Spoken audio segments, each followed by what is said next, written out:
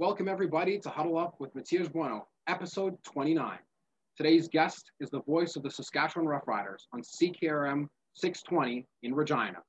He is also the host of Sports Cage on that network, Derek Taylor. Derek, thanks so much for being on today's episode. It is super appreciated and really great to have you on. I've been eyeing you as a guest for quite a while now, with having had Mitch Peacock on, and now to add one more piece to the infinity gauntlet of Fox Sports, a Fox Soccer Report, that's in the right direction.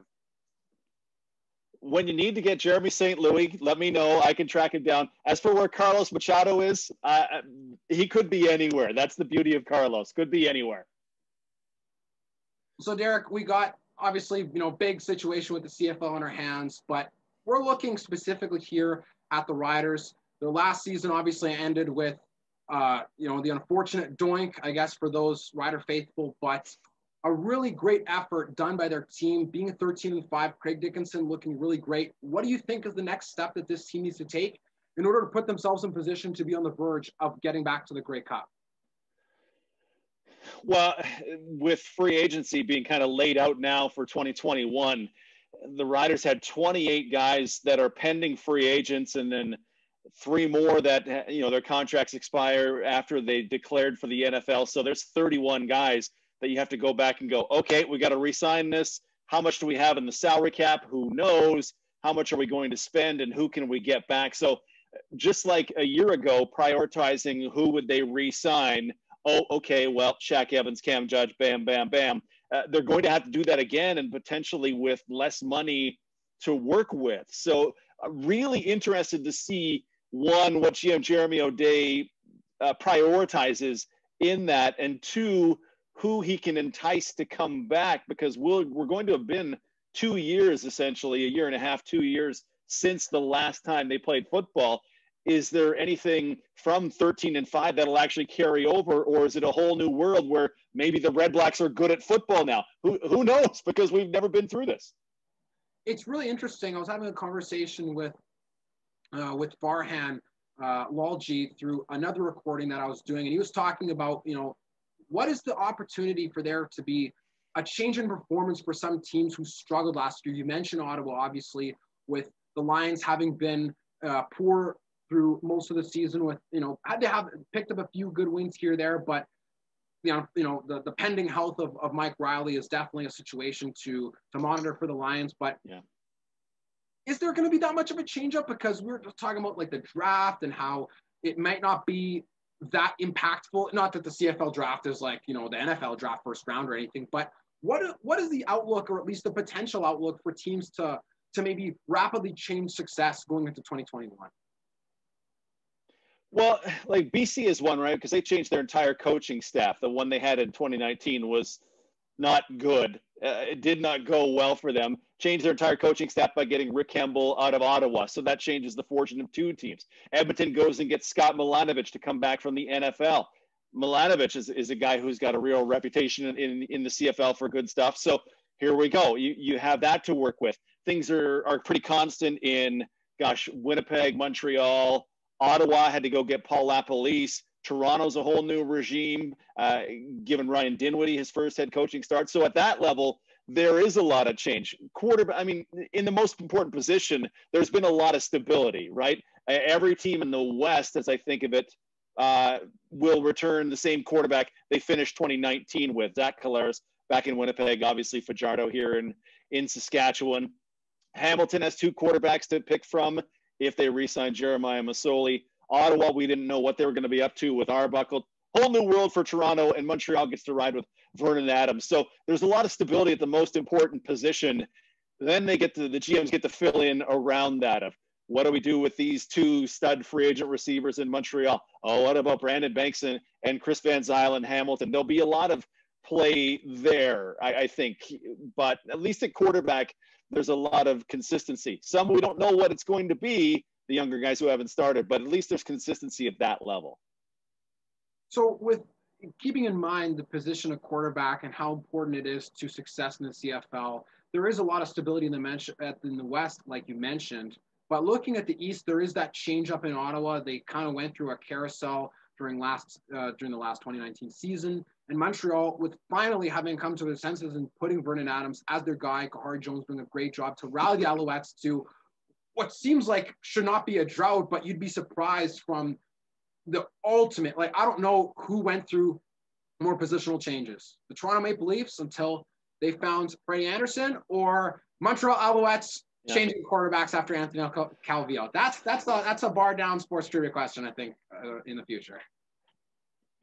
Yeah, well, and you saw by how hard kind of the media would grasp onto quarterbacks for them, right? Rakeem Cato in 2015 came out in his first game, and he was something like 20 of 25, and gang was like, oh my goodness, look at this guy. And then he busted off a 60-plus yard touchdown run. Oh my goodness, look at this guy. And a lot of folks overlooked just the glaring woes that were existed in Rakeem Cato, but they wanted it to be that much. Hey, how about Drew Willie? Well, okay, no, they would just push him out the door. That Vernon Adams, at the very least, when the new owner name checks you and goes, oh, future Hall of Famer, you're super excited about it. Whether they should be, I think I counter most of the field in that one, but there's no question. A lot of the CFL and all Montreal football fans are super stoked about Vernon Adams. And Montreal's an interesting team because of the way in which they're able to maneuver and tinker the roster to bring themselves back to a playoff berth. Obviously, having fallen, to Edmonton at home. But what do you think the outlook is for Montreal's potential to make a serious run in the Eastern Division in 2021? Oh, that's good. Gosh, their two biggest receivers are free agents, and honestly, probably their three biggest are free agents. DeVere Posey got away. Geno Lewis and B.J. Cunningham, who is an absolute stud that people don't think of, both free agents. Jake Winicky, who did that third spot to the field, also a free agent. So that's going to be something they're going to need to fix. William Stanback's been trying the NFL. Is there any chance he is back? The biggest thing is going to be at quarterback, right? And do you really have the real thing in Vernon Adams? And people are just in love with his combination of running and throwing the ball. I don't think they do have it in Vernon Adams. I thought 2020 was going to expose some real problems in Vernon Adams. So for me, it just gets pushed back a year. And honestly, I've been rooting. I'm like you. I've been rooting for Vernon Adams forever. I think I saw him play once at the old Roughriders Stadium. I've been rooting for him forever. I don't think he's it. So, and I think that's going to be kind of hard on Montreal because like you said, he took him to the playoffs and it didn't go well in the playoffs, but Montreal Alouettes were in the playoffs. Oh my gosh, this is fantastic. But he's got a lot to do to follow that one up. And just from what I saw in his general lack of accuracy and his intention to stare down the one receiver that he's throwing to, I hope he's been able to fix that in a full season without football, because that is going to come back and bite him at the CFL level. And it's especially important to really understand how that dynamic of I guess he's not really a sophomore, but the sophomore slump in terms of maybe if you perform really well in your first shot, because he's been around the league for a little bit. Yeah. It's a tough act to follow. And, if we look at an NFL comparison, obviously as a Jaguars fan, Gardner Minshew having performed way over expectations last season, but this year you got to put up or shut up. And the first few games were good, but the Jags got into a really rocky mess. And now with Mike Glennon on the comeback, it doesn't look like there's that much stability in his. And this may and you probably are thinking like, why the hell would this guy ever cheer for the Jaguars, and why does he have his jersey in the background? But that's another story. But it makes me think of that. Like Vernon Adams is a good guy. He's mobile. He can throw. But again, was it just teams didn't get the opportunity to adjust on film? Was it just that he wasn't exposed to maybe as many fierce competitors playing in the East? Obviously, you get the advantage with having played the quote-unquote weaker teams more. So what do you think that Montreal would do if Vernon Adams doesn't panel as a guy? Who do they go to next? Or do they just wait for a free agent? I think you have to go back into the market then. Antonio Pipkin moved on to Edmonton, although he's a free agent. I think, this season for them, just like it is for Saskatchewan, it's going to be ride or die with the guy we gave a contract to, right? Between Vernon Adams and Cody Fajardo, both guys, they were very similar in 2019, right? I mean, Vernon had been kind of the next thing for a while, where Cody was a bit more of a surprise. But two guys who absolutely popped for fans in their respective markets and have their respective markets so jacked about the future. The thing is, like you say, neither one of them has done it for more than 1 year. They've both been in the league for longer than that. But Cody blew the doors off in year number 1.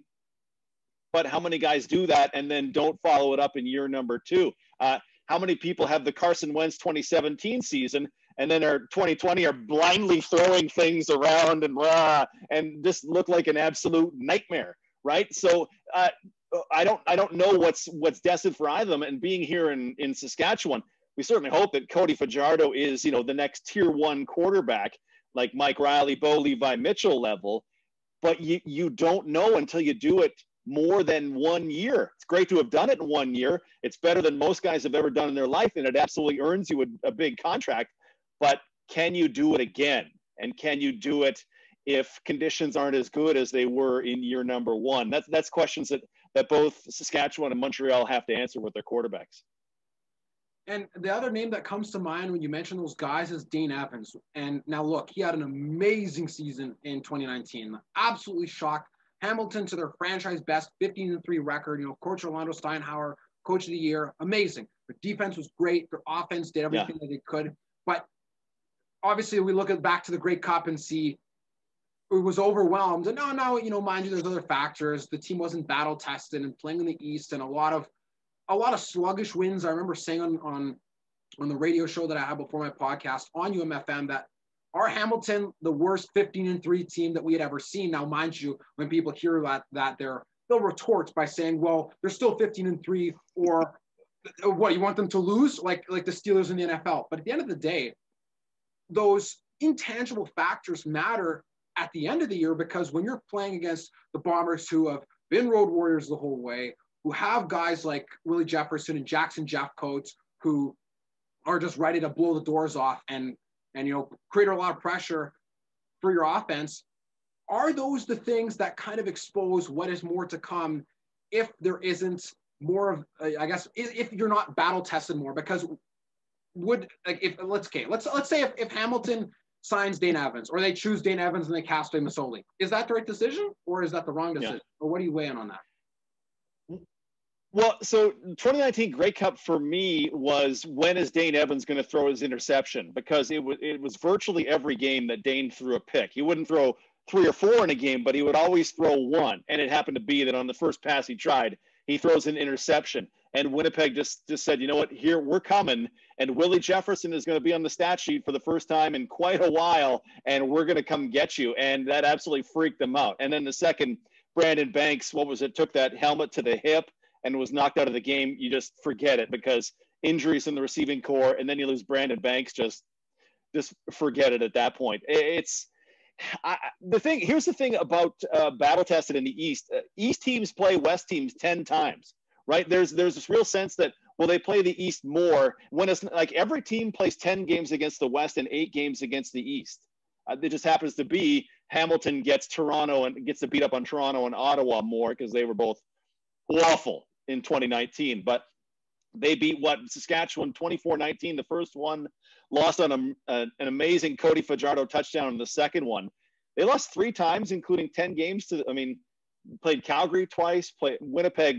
Winnipeg was the weird team in 2019, right? Because, hey, it's Matt Nichols' team. Oh, it's Chris Strebler's team. Oh, it looked really good in the Banjo Bowl. Oh, it's now fallen off a cliff. Oh, it's Zach Collaros' team. We win the Grey Cup. They were the absolute roller coaster that always had this fantastic defense to fall back on. And just think of the weapons that were on that defense at its finest, right? Willie Jefferson and Jackson Jeffcoat, just monsters. Jeffcoat was, I think, top 5 in quarterback pressures, and the guy's on the 6-game injured list, for crying out loud. That guy was awesome. Oh, wait, here's Adam Bighill in the middle. Oh, wait, here's Winston Rose crushing everybody on that boundary corner side. Oh, wait, Marcus Sayles is unbelievable. He's a best friend to Riders fans, not picking off that interception on 3rd down. Bless you, Marcus Sayles, for giving us that one back.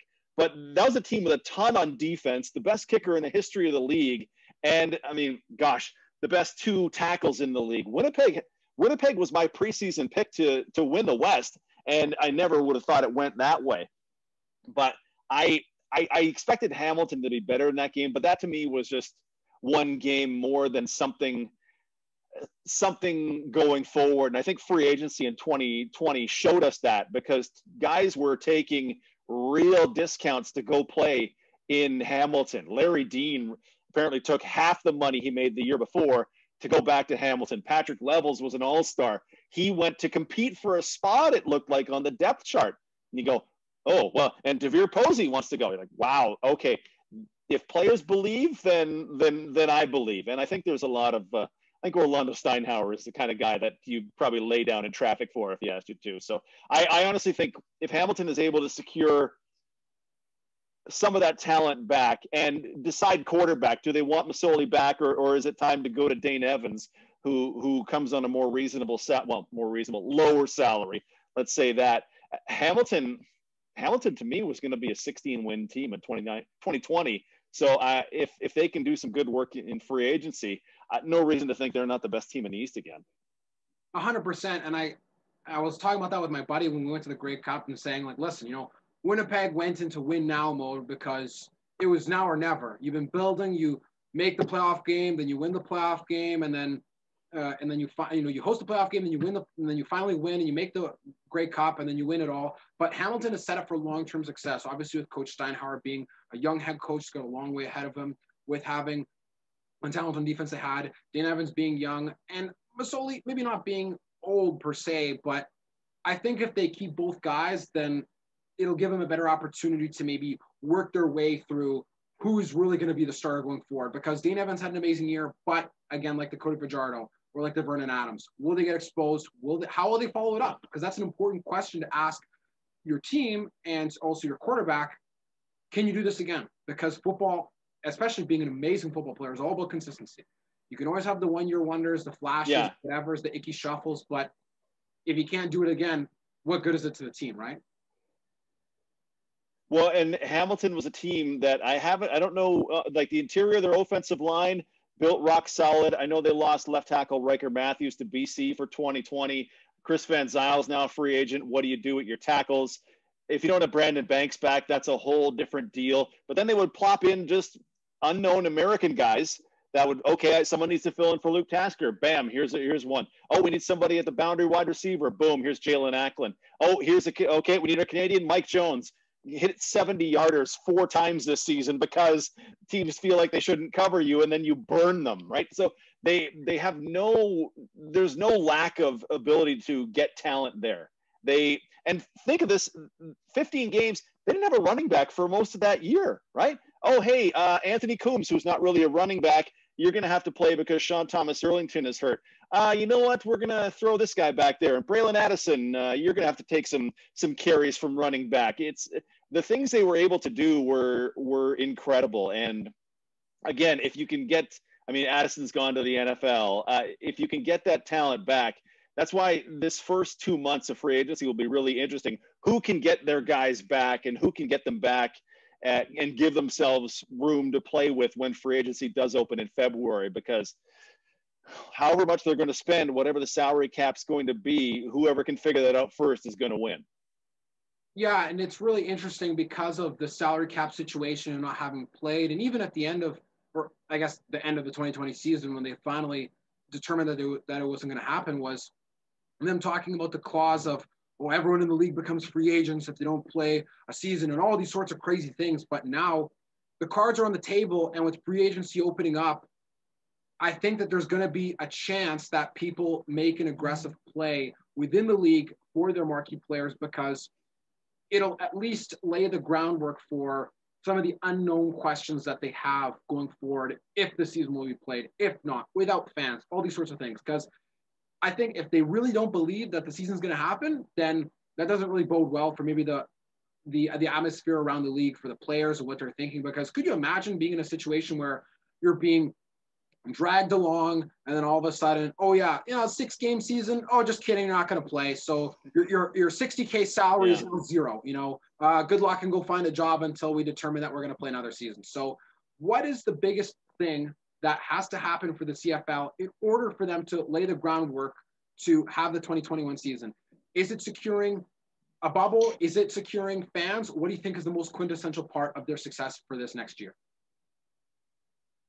Well, the last thing we heard from Commissioner Ambrosi was, hey, there's a vaccine. Oh, hey, there's a second vaccine, and to the point where we're like, we would like to talk about something else, but he kept coming back to the vaccine. So yeah, perhaps that is it. But there's never going to, I can't imagine, and I never understood why the bubble or hub format was proposed, because I never bought that for the CFL. It just too expensive, and too much is based on the NFL can get away by its multi-billion-dollar TV contracts, but the CFL just can't. You need people coming in to see the game. You need season ticket holders getting to see the game. So honestly, we just need the ability, one, to travel interprovincially, and two, to have, I don't even know what the percentage is, but to have real-sized crowds in all of these stadiums, because then ticket revenue can start coming back.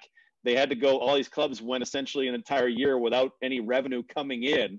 So that's going to be the big thing is, one, can we get from place to place? And two, can people come watch us live and in person? Because there's this, or three, maybe if there's $1 billion TV contract laying out there, that'd be good too, but it's Canada and that's not going to happen. So those are the big ones for me. It's obviously really tough with the CFL because people always talk about the money, and it sounds like an episode of Dragon's Den. I can hear Kevin O'Leary's voice. You know, it's always, I want it to be about money. You know, we're always bitching about the money. But when you really think about it, yeah, it is such an important part of the CFL success in terms of ticket revenue, because you're right. They don't have $1 billion TV contracts with CBS and with Fox in order for them to just have empty stadiums or anything like that in order for them to play their season. And the difference in the size of the league and all these other things will always play a factor. And that's why it's not really, I guess, a fair basis for comparison with the CFL. But there has to be, I think the bottom line is that there has to be a season in 2021, whatever way that they can do it, because people were talking about this year that they missed the CFL on Labor Day. And quite honestly, as a Winnipeg fan, I didn't even think about it. And that's all. I don't want that to sound bad. Like, oh, I don't care about the CFL. Like, I love the Bombers. I went to the Grey Cup, went to the West Final, all these things.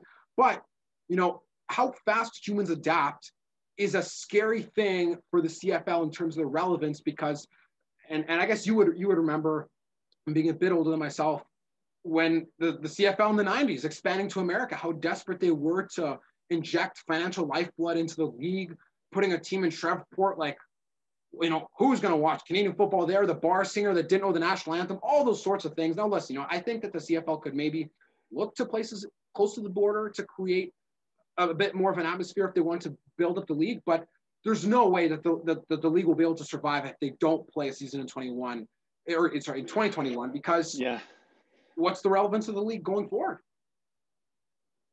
Well, and that's the other part of the concern. We talk about it from the money perspective, and government funding could keep it alive. But like, I'm the voice of the Riders, and there were points where people like, oh, hey, it's like you said, Labor Day. Oh, hey, this would be the weekend of the West Final. Oh, right, because it had just been out of my mind for so very long. Well, we're always talking about the Riders and thinking about the Riders and what are they going to do when they're back. But the thought that they would be back, I've been thinking of May of 2021 for a few months now, right? So I think you're right on that. And you don't want, I think Saskatchewan's a special case in that people are going to ride or die with the team, but other places where there are more, like if the NHL goes in Calgary, okay, well, maybe my Calgary Stampeders tickets aren't the same, and maybe I focus on the Flames, or maybe I fall in love with lacrosse if it's back. Goodness knows, because we're all fickle, right? Like if there had been movies playing right now, I'd be at the movies every week. So we are absolutely fickle. So, and they know, I mean, the CFL knows, Randy Ambrosi knows, the GM's presidents know they need to be back in 2021. And I think that's why they're doing things like, hey, this is the free agency date. Okay, boom, here's the schedule for 2021 that they announced on the Friday of Grey Cup, because they need to plant in people's minds, hey, we're coming back. And if they have to change it at a later date, fine. Nobody expects anything to be perfect, right? But they got to plant a flag and go, we're back, and man, it's going to be great, because we're starting with a rematch of the 2019 Grey Cup to kick off the 2021 season. I really, really hope that this season happens, because it'll be crazy to see and to feel the magnitude of those emotions again, and to be in the stadium and all these sorts of things, especially as, you know, Winnipeg, citizens, as well as, Rider faithful, these are the two provinces where you're going to find people riding and dying on watching CFL football when it comes. But as far as it goes across the rest of the country, I can't say the same. And especially in places where they have NHL franchises and don't have teams that are not bombarded by all sorts of other sports leagues, it doesn't look good. And especially in a place like Toronto where they're restarting, people only remember the Argos when they have famous people who own the team. And you'll be off to find more Buffalo Bills fans or NFL fans who get lost than you will people that cheer for the Argos. But that's the thing that is quintessential for the success of this CFL season. Now, to transition a little bit to some of the work that you do, you've been working now with the Riders at CKRM 620, being the voice of their team on the radio. But you've been in this industry for quite a while now. And so talk a little bit about the origins of what your goals were when you first got into the industry, and maybe what some of the levels of the industry you wanted to reach, because you were an anchor on TSN before, which some people would think is basically the apex of being in sports media. But how did it all start, and how did you navigate your way through, being a Ryerson grad to working in humble Regina? So it all goes back to probably I had to be 14 or 15 years old. I was just very early in high school, like 10th grade. So maybe it was 15. And I was on the stage in drama class. And I don't even know why it came into my head, but I thought, you know what? I've known for many years I'm not going to be a professional athlete, because in my town of 5,000, there's a kid who's better than I am at football. So that's probably not going to work out for me. You know what I could do, though, is talk about sports for a living. And all of a sudden, poof, there you go. Oh my goodness. What about Sports Desk? I love that show. It's incredible. I love that. Michael Landsberg's so funny. Oh my God. That Brandon Connor. I wish I had hair like that. Like that's kind of where it came from, right? So everything from that was, okay, well, how do I get to there? So I started doing some TV work in my school. We were very fortunate to have TV, like a TV program in my school in the late 80s, early 90s. I got involved in like my drama class, and obviously I was playing sports along the way. I took typing, so I'm like, well, I'm gonna have to be able to type if I'm gonna be writing these stories for TV. So I got to do this. So I really, through high school, I went, okay, this is what I want to do. And I feel like I was unusually blessed in figuring out early what I wanted to do. So then, boom, went to Ryerson. Okay, I'm gonna study television. Turned out I didn't really love university that much, so I got cast in the newspaper, and then just kind of slept in a lot, and ended up not graduating Ryerson, but took from it what I needed. Ended up, fighting through, battling that point where you leave university and you're working at something else, which isn't what you truly want. Ended up, thanks to some, I was roommates with, I've told the story a few times, roommates with Jay Onrait in one of my years of university. And he said, hey, why don't you come to work with me one day? I went, okay, let's do this. So I went, and there I am working at Sports Desk, and there's Dutch, and there's Jim Van Horn. Oh my God, his mustache is glorious in person. Dutch, he's so funny. And I ended up, getting an internship and then eventually a job as a writer at TSN. A couple of years later, I thought, okay, I need to be on the air. I was in an edit suite one day, and there was Michael Landsberg, who was then the host of Off the Record, and he was working on a piece, cutting it with an editor, and he said, if you want to be on the air, you got to be on the air. Yeah, you really do. So you try to do some volunteer stuff with the local cable, but then eventually radio job became a TV job, became another TV job, by then in Winnipeg. And that was moving through 4 provinces in the span of 13 months. And then, but all the while trying to get back to where do I want to be, right? Where I want to be in sports. Okay, well, I'm still in news. What do I do? Oh, I've been able to transition to sports. Okay, they shut down my station, decided they're not doing news anymore. I don't have a job. What do I do now in 2006? Oh, I'm going to go do this. So I started doing play-by-play for the Manitoba Bisons. That leads to this job, boop, boop, boop, boop. And by 2014, I still knew some people from my time at TSN, and they'd expanded to 5 channels. And I thought, they must need more anchors. They must need more anchors for SportsCenter. I still know some people there. Let me put it was one night. It was like the middle of summer, and it's one night I'm like, I need to put something together and send it to people I know at TSN, because they must need more people. And boop, boop, boop, some editing on the computer. I sent it off to two or three names that I still knew from there, who I knew were high up. And eventually it came out and worked out in my favor. And I thought, oh my goodness, this job that I swore, back in high school, the 15-year-old me said, I'll have that job by the time I'm 25. I got it when I was 40. I'm like, well, I don't know if it's not the pace at which I'd planned it, but it happened, and here we are. And I knew I wanted to do play-by-play. I knew I wanted to do play-by-play of sports because there's no better way to experience the game, and it's just so much fun to live and die in that moment and be explaining it to people. And I think you would hear it in the way I call the highlights when I was doing Sports Center, just trying to live the moment of those 6 plays of this, Calgary Flames game, which is in a second intermission in Vegas, right? Just trying to live with it. So you always have your eyes on what you want to do. And when this job in Regina came open, oh really? I could be the play-by-play voice of the #1 franchise in the CFL? Yes, I want to go to there, right? So that's the brief version of how I got to where I was. I always kind of knew what I wanted to do. I knew it early. I was pretty fortunate about that. And sometimes you make these plans and sometimes they actually worked out. And for me, they actually managed to work out. It's so crazy the number of things that have to go into reaching a goal. And obviously people always set out plans, but life happens, like they say. And I was reading a great book called The Slight Edge by Jeff Olson. He gave an analogy about finding success to, I think it was to people who fly rocket ships.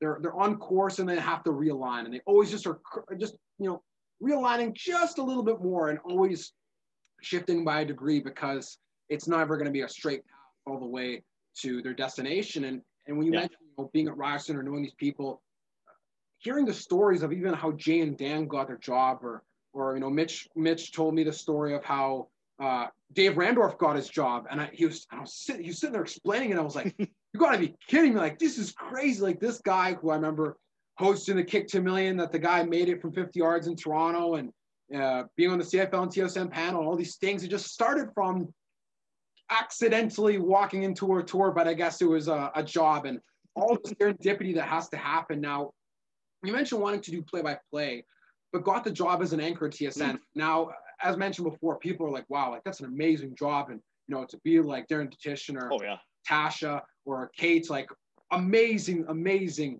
sports figures. But would you say that being a sports anchor at TSN is the apex of the industry, or did you find that you wanted to use it as a vehicle to get you the reputation and get back into play-by-play? Well, I found that to be super interesting because that was the job I always wanted, right? That's the job I'd wanted for 25 years. And then you get there and you go, okay, I'm here. Oh, crap. Okay, so I've been climbing this mountain and now I've reached what I thought was the top, but then you look up and you go, oh, actually, there's another peak way up there, right? Because you're not satisfied just being there. You want to be really good at that. And then you look at, oh, I'd like to do some of that. Oh, that sounds super cool. Oh, you know what I really like is the CFL. I wonder if I can find a way to be a part of that. So you start to reassess, and though you've reached what you thought was a plateau, all of a sudden you realize, well, I can't be satisfied being here because now I'm here. And I have this curse or blessing, whatever it is, of I never feel like I'm doing enough. No matter what. There'd be days where I would be up, I would get off work at 2 a.m., I would get home at 2:30, and I would just grind through CFL video until 8 or 9 a.m. I'd be like, oh, I really want to do the second half of this Hamilton-Ottawa game, but I should probably go to sleep because it's 8 in the morning, and that's not good for anybody. But I never feel like I'm doing enough. So in some ways, it kind of detracts from everything, but in some ways it's kind of a blessing, and that makes me want to work more and more and more. So I looked at when I was at TSN, like you talk about the weird things that lead you to success or lead you to the job you want. I thought I was sitting in my apartment in 2015.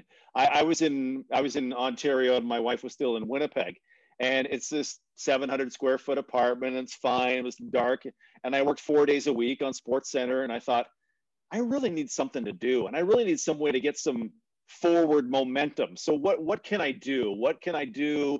What's important to TSN that I like? Well, CFL is super important to them. What could I do with that? I wonder if I could chart every play in the CFL in 2015 and pull out some really cool stats that the CFL either doesn't have or doesn't publicly release.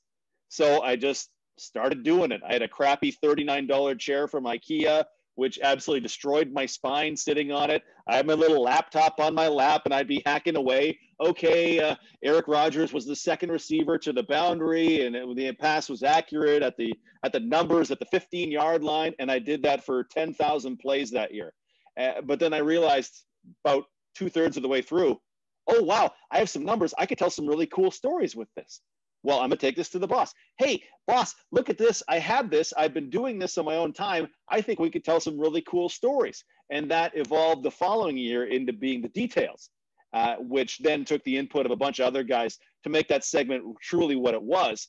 But it was just one day I thought, I need to do some more stuff. And how can I do something that'd be valuable to who I work for? So it's just the random things in my life, right? Being bored at home one day, being a roommate to Jay Onrait. I got my first job in radio because a guy I went to school with played floor hockey with people who ran a radio station in Canmore, Alberta. So sometimes it's just the most random thing and the most, the smallest moment of boredom, and all of a sudden you're off in a new direction. So yeah, you have to be ready, but you have to be lucky too. Let's say that.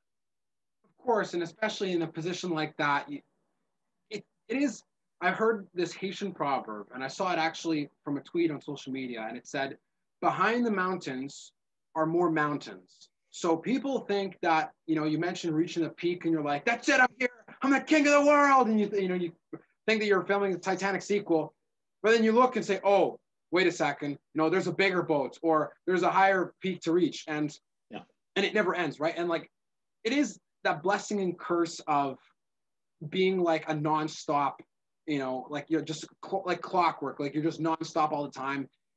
It is tough because you're sitting in a 700 square foot apartment in Ontario. Okay, well, now what do? I got the great job, but now I'm just sitting here, like Lenny and Simpson's like, please don't tell anyone how I live. Like, we're just sitting in his apartment alone. You're like, yeah, exactly. How am I going to get to the next level, or how am I going to take it up a notch? Because obviously, you look at the Bob McKenzie's, the James Dothy's, the Jay and Dan's, all these people.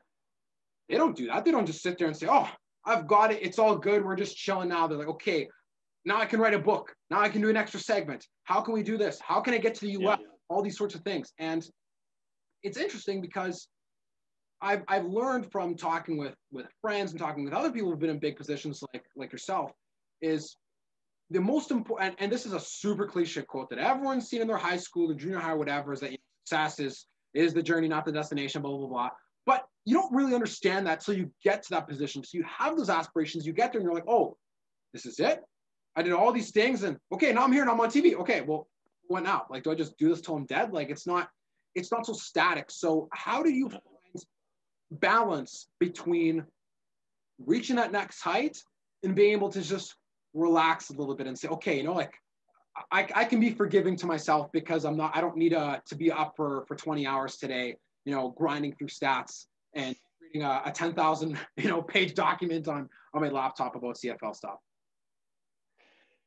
Yeah, that's something I'm not particularly good with, because think of where put yourself in my shoes with where I would have been at TSN. You think, okay, you know what I want to do is play-by-play on CFL. I love CFL, I love curling, but let's focus on CFL. I would love to do play-by-play on CFL.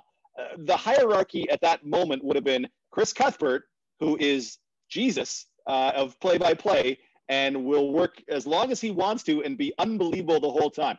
Okay, next would be Rod Black. Okay, well, Rod Black did the very first Raptor game back in 1995 for CTV. That guy has been on TV and been killing it since 1995. November 3rd. Okay, that's a pretty high hurdle to cover. Oh, I think Rod Smith is absolutely fantastic on play-by-play. Okay, well, he's in the list too. Farhad Lalji has done some games for him. That guy does good work too in the CFL. Okay, so I'm no better than 5th in this depth chart if I'm even on it at all. That's the shocking thing, right? Like, when you get to that level, the people there are there for a reason, and they are the absolute cream of the crop. That's terrifying. That's absolutely terrifying. Oh my goodness. I would have to displace Chris Cuthbert. Well, he's not going anywhere. There's no chance. This guy, as we found out, this guy called the Patrick Waugh wants out of Montreal game in 1995. Come on. This guy's called Grey Cups, more Grey Cups than years I've been alive, seemingly. Right. So it's hard, but you always have to kind of figure out, well, what do you want? And what are you, it's in life, what do you want from the whole of it, right? Like there's work life, there's financial life, and there's home life. And you have to figure out what you want from it. And you'll give some from each to gain more in the other one that's important to you. When I was at TSN, there was essentially, my 4.5 years there was almost 4 years where my wife and I didn't live in the same city. And that's giving a lot to have this job that I love. So that made me drive harder to take this opportunity and find this one and do this. But you had to give a little there to get more in the work life. And that was hard. So you have to find your balance, and everybody finds a different balance, right? Not everybody wants to. I had one day where I did Sports Center till 2. We probably did fixes till 2:30, went home, crashed because I had to be back to do my piece. I did a detail segment for the CFL playoffs, so back at 10 a.m. to intro that. And then from noon till 6, I was doing the NFL on CTV. And then my Sports Center shift would start from 7 until 3 a.m. And you go, oh, that's a lot of work. Each of those pieces individually is so much fun and fantastic, but 30 straight hours where you slept for 6 and you're thinking about 5 different things can be pretty taxing after a bit. But so you drive it because you want something greater, and you have the climb to get to TSN was good, but the climb within TSN is substantial because you're working with just absolute legends in sports. Dutch and Hedger, come on, those guys are unbelievable. And Dutch has been there since it was Sports Desk. Dutch was there when I was a writer there, and you go, man, this guy's awesome. I hope I can. I find it weird. I'll have him on my radio show, and I find it weird that I feel like I can't describe us as peers, though we did do the same job. We did Sports Center together, but I can't think of Dutch as a peer because I remember him and Mike Toth and him and Rod Smith and him and Blake Price and him and Duffy for a little bit. Like, wow, this is amazing. And I didn't frame myself as I'm necessarily part of this. I always felt awe toward that, and whether that was good or bad, it was how I felt, right? So it always kept me battling for more and trying to be better and trying to contribute in ways that were true to me, right? I love my numbers, so I can contribute this, and it's unique, and through the help of some great people, this can be pretty cool, and it can benefit us all as a whole. And the part you mentioned about working along such amazing legends and people that I've watched since literally I was born, Yep. I was watching your show at 10 years old, and those guys were there before that. So if I was watching Sports Center as soon as I could have, registered long-term memory, that's a long time. And so working alongside such amazing men and women at TSN, I can only imagine that you're right. You wouldn't really feel like peers because you're like, yo, man, like I'm working beside Darren Petition. Like that's pretty insane. Like I don't care if him and I are sitting at the same desk. Like this guy's done this for super long. Like I used to sit there and watch in awe at all the great work you do at the CFL and the countless number of times that I can't tell you that I've watched the top 50 CFL plays ever, or craziest moments. I've seen that so many times. And to see all the work they do. What were you going to say? I was saying, and it didn't fade when I got there, right? There was one day, and I've told this story before, they said, hey, can you host this Maple Leafs game? Sure, I guess. That's thoroughly terrifying. And I was working with, I wish I could remember entirely who I was working with, but I feel like it was Bob McKenzie and Martin Biron and a third. Might have been Dave Poulin. Forgive me if I don't get the names right. But I'm there hosting this. It's going to come live at TSN at 7 o'clock.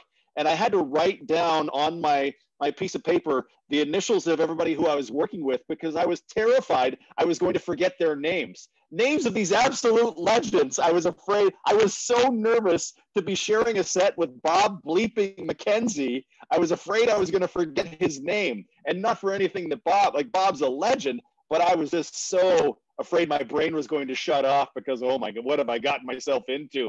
I hope I don't call Martin Biron Jamie McLennan, because I will never live that down. This is the era of the internet where you can't do anything dumb like back in my earlier days where you could get away with stuff. So that feeling doesn't go away. Every time I would do a show with like Jennifer Hedger, for example, and she was, one, she's the best coworker you could have, but two, she was just ready for anything. She's seen so much in her time at SportsCenter, and then working alongside Dutch, she was ready for anything.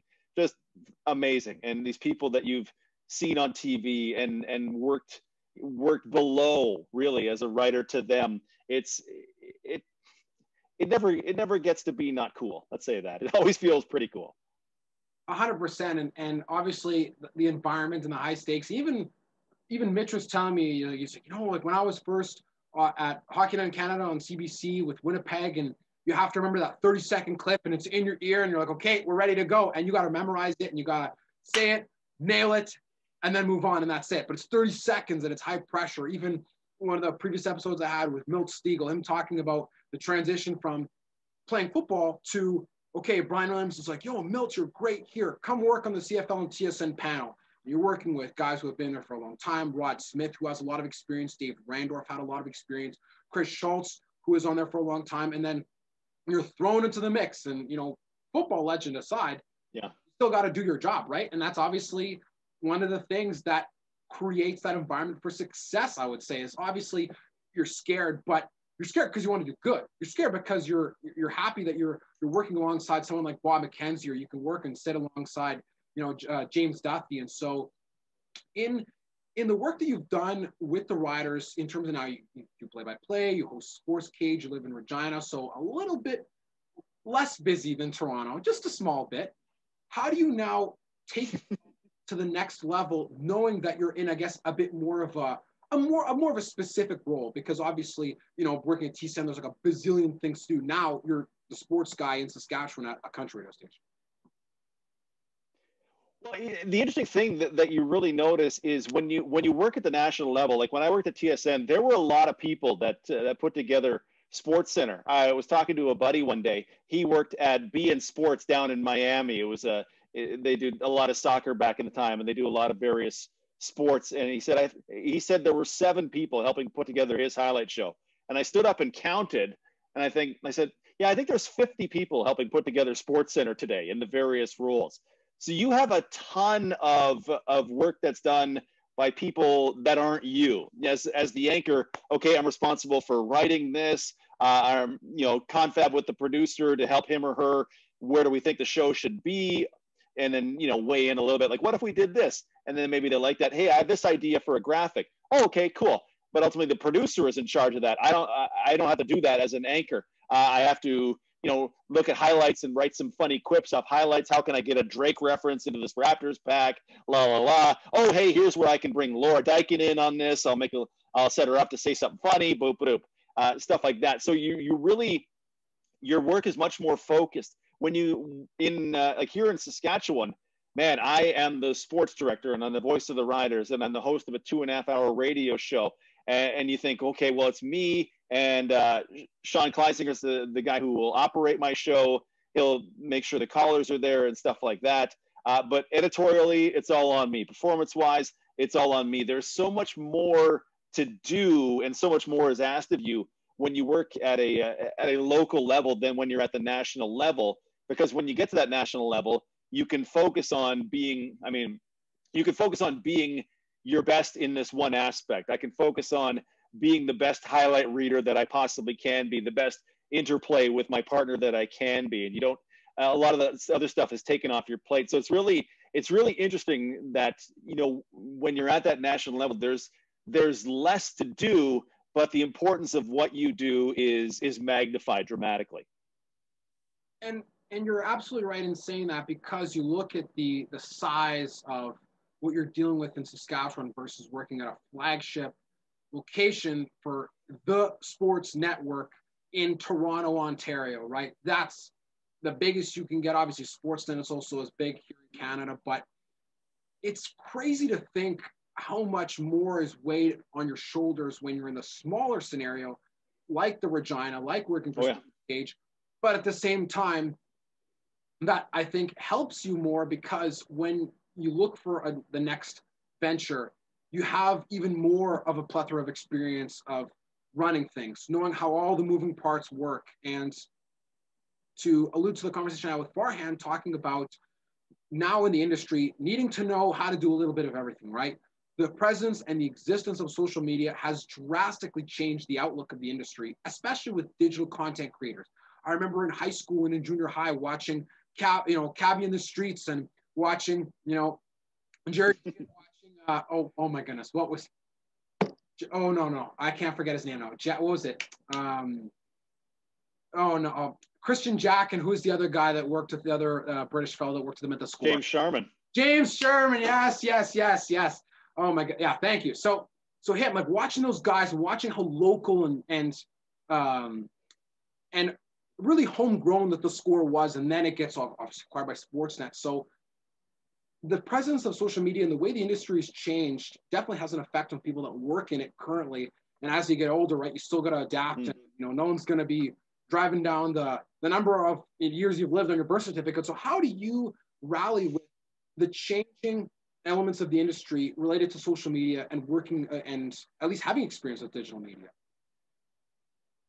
Yeah, that's the difficult one, right? Because that's not something that I grew up with. So I joined Twitter in 2007, I forget. It was sometime during my time at the Fox Soccer Report, between 07 and 12, that I joined Twitter, and all of a sudden here's this stream of information and this place where you can entertain and where you can tease this thing, or hey, here's this cool clip from our show.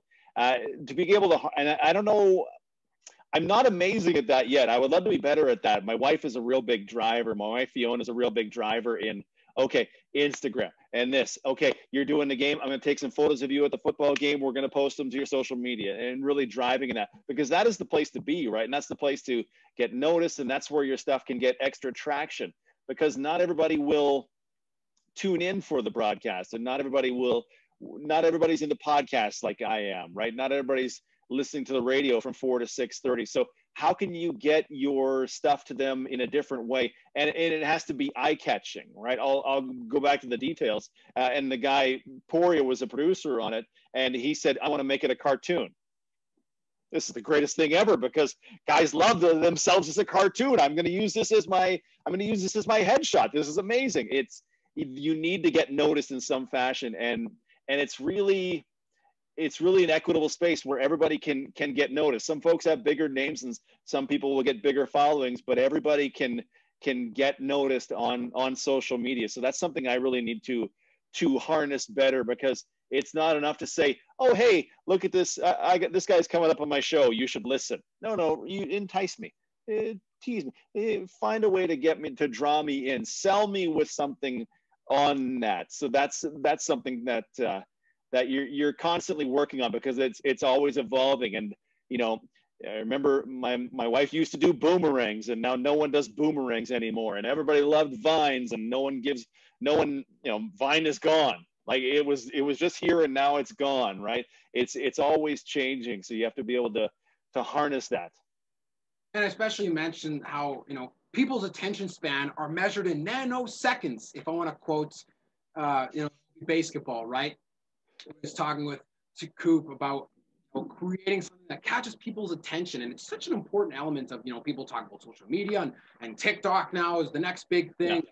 What are they going to invent next, right? I remember when Vine was starting to take off, it was huge, and then it was gone just like that. And then next thing you know, now there's TikTok, and now there's this, and now there's that. And so as you get older, do you find that, it becomes ever, I guess, with the ever-changing landscape, do you find that there's ever-increasing difficulty in having to stretch yourself and adapt, or do you find that there are ways to adapt even as the trends move faster than you can keep track of?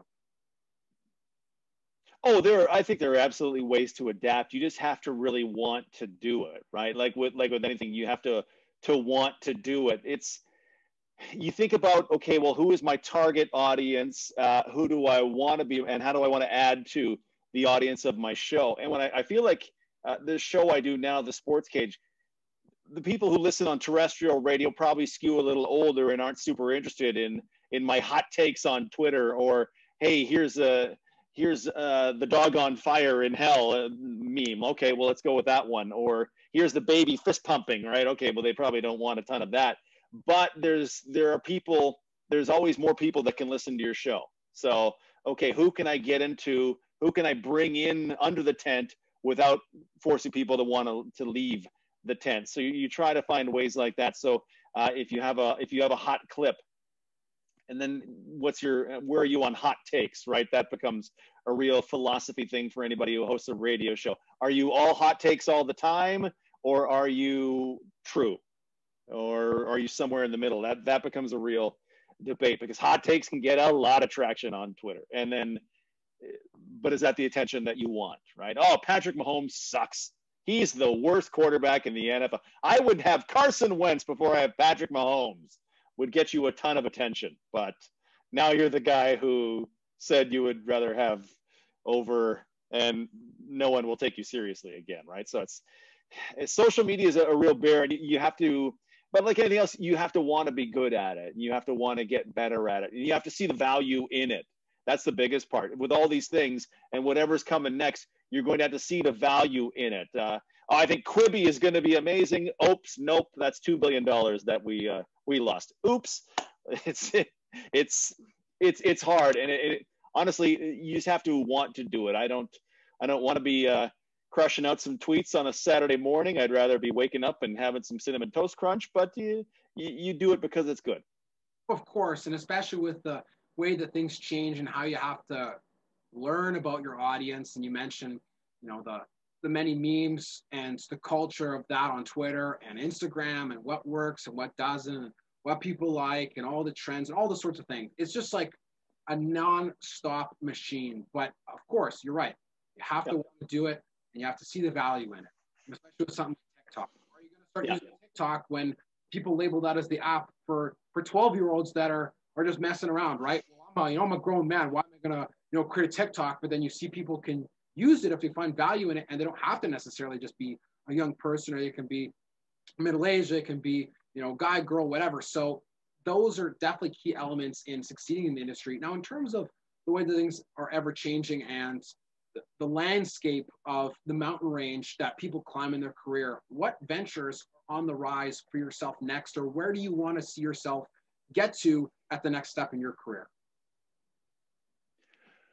Oh, that's a really good question.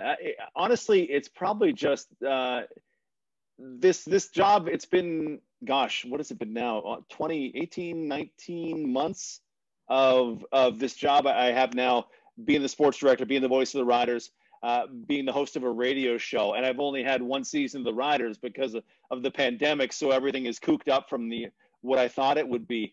It's honestly trying to figure out how to do the most in the least amount of time, because there's all the things that you mentioned would be fantastic to do and add so much value to CKRM, the radio station, to our Riders broadcast, and to my own brand.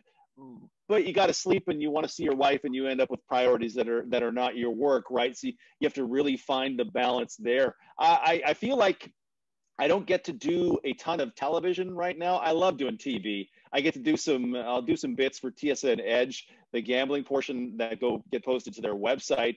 I give just atrocious picks on the NFL. I think I'm like 1-8. So, go opposite, but whatever. That's value too, right? That's also, but I would love to within Saskatchewan kind of carve out some space for myself in television. So with the local access station, hey, they do a lot of great stuff there in the world of sports, and okay, boom, that dovetails with what I do in the sports cage, and there's a little synchronicity there. We could work that together. I would love to be able to do more in the world of curling, because I love curling. I don't know how I grew to love curling, because I played it twice in high school and I'm awful at it, but man, do I love watching it. And do I love hearing Vic Rauter or Brian Mudrick call curling. That is fantastic.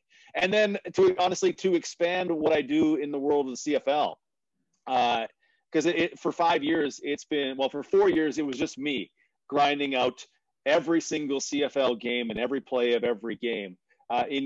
Coming to Regina, I had to recruit some people to help me and hire some people to help me charting football games, but where does that go in the future, right? Because there's so much valuable information, and there's processes that I could streamline in that, and there's better ways to be doing this, and there's more stuff I could track, and there's more experts I could be taking advice from of things to do. So honestly, it's probably keep my foot in the TV door and then expand my CFL work, all the while focusing on the 3 jobs that I have at my office, and go, okay, I need to do this, and there's so many goals I have within there that are going to be way too long to mention. But how do we take the radio broadcast of the Riders game? How do we spice it up a little bit, but not too much, because people have been listening on CKRM since 1983, and you don't want to turn them off.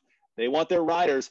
But how do we get more people excited about it? How do we bring in more people who work at our 3 radio stations to be involved in this? And how do we just put a fresh perspective on it? Because I have a perspective. The guy before me had a perspective. The guy before him had a perspective. And you just want to make sure that it's good for what worked in 1990 may not be right for 2020, right? So we're going to have to work on that. And then how many people can touch this and be a part of this, and how big can the tent be for Saskatchewan Roughrider football is another one of my goals.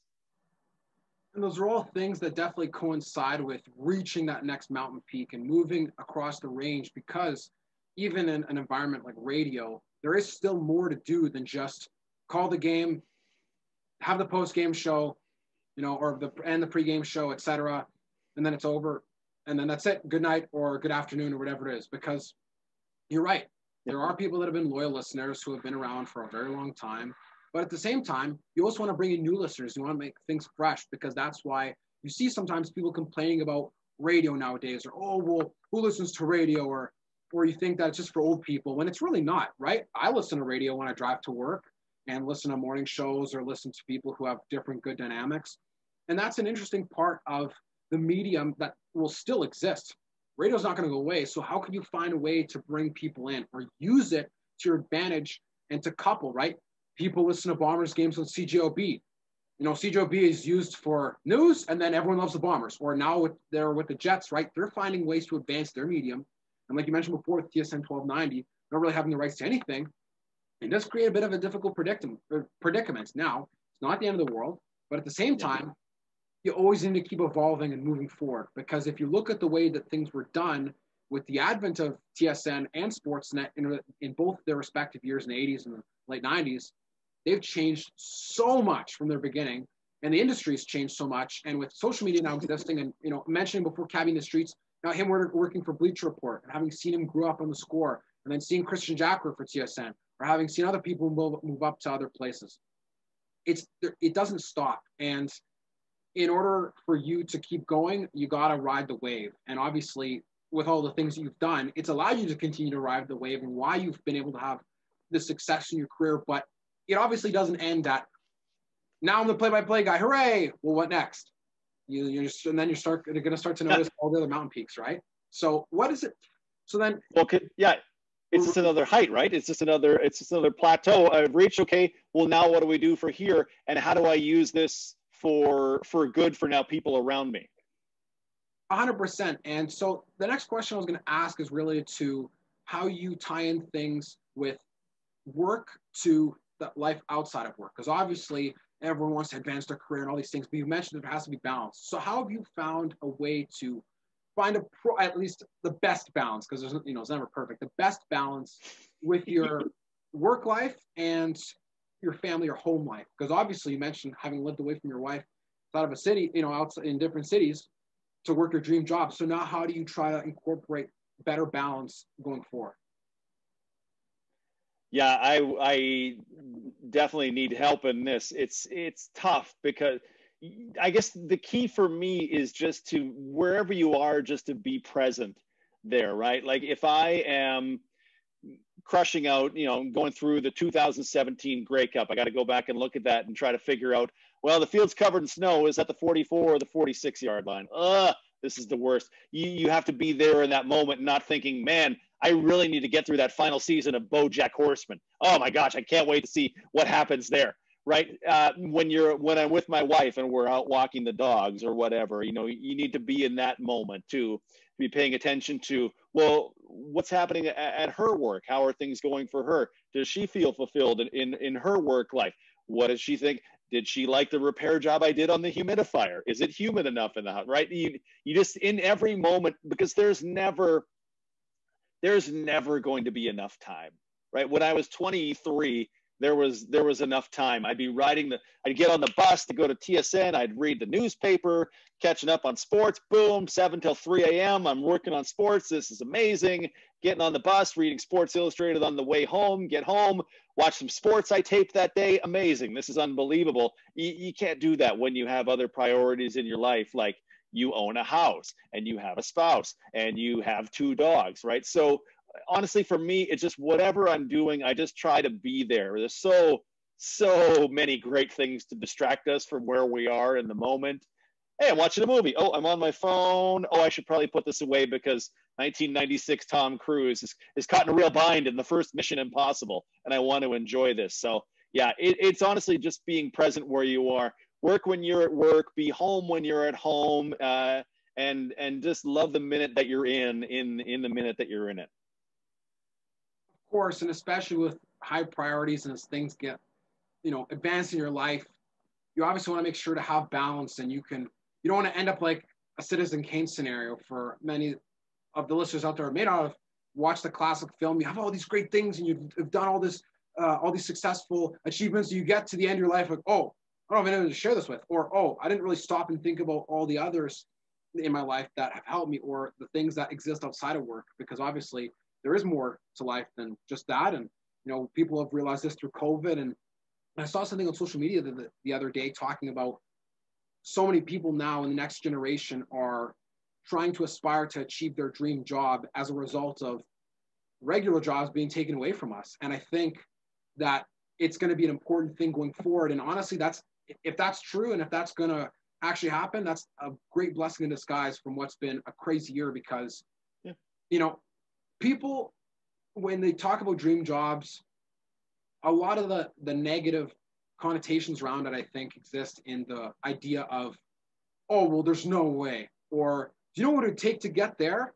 But from the story that you've told about how you got there, you get there and you're like, oh, there's Dutch. Oh, there's Jen, right? Like, oh, there's all these people, and you're just like, how did I get here, right? But that's the thing, is like, it's not about the destination, it is the journey. So when you're striving, like if you were to have today be the last day on earth, would you rather be in a position where you were at least fighting for what you wanted to do all your life, or be in a position where you're too scared to do that, right? Because if it was going to not matter anyways, you might as well at least be trying to die on the hill for the thing that you love. And in seeing the way that you were able to develop your path to that, I think can serve as inspiration to others, because if you can do it, then many other people can do it. It is possible.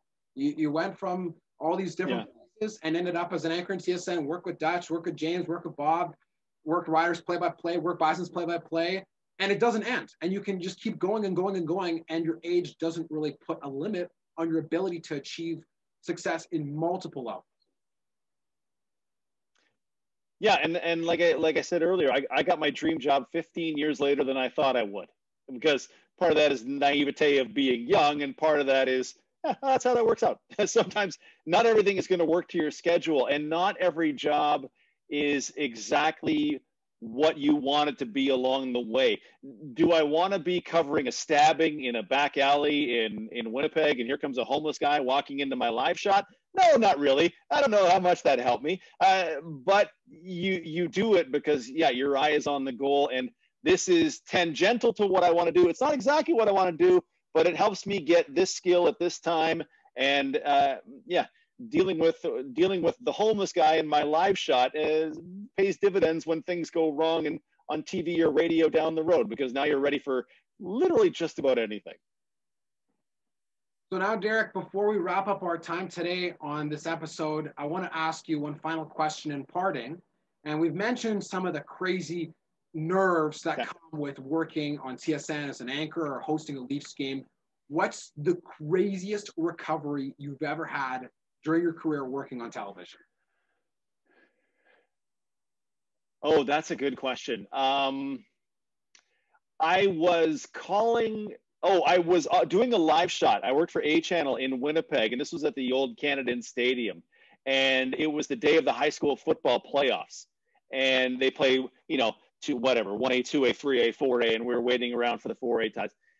When the 6 o'clock news comes on, and I have to call the highlights of whatever it was, the 2A game earlier that afternoon. We had the highlights. I said, "Here's the highlights I want. Have them cut. Have them ready to go." The monitor I was going to call the highlights off did not work whatsoever. Not at all. But I had the sound in my ear. That said, there were 24 screaming high school students from whatever, St. Paul's or whatever high school it was that was in the big game around me, because we wanted them there. Scream your face off. But I couldn't really hear what the anchor was saying to me. So, okay, what do I do with this? The anchor is going to throw to me, right, Derek? And you can't hear those words, but you can kind of hear the shape of those words.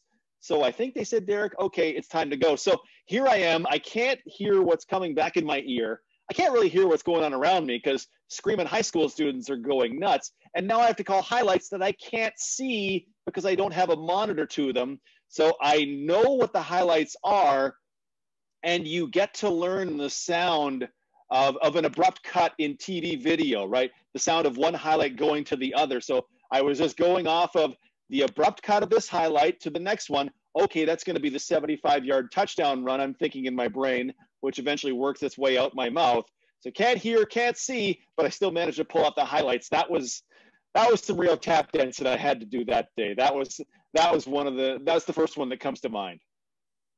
It must have been like Tyler Lockett's touchdown catch against the Rams, I believe it was last year, in the back corner of the end zone on the left side, the double toe tap just inches before, touching the paint. And those moments are so crazy because you're sitting there and the show's got to go on, and there's, you don't have noise canceling headphones to cover over your ears and say, okay, or like quarterbacks putting their hands over the ear holes on their helmet and listening into the radio call.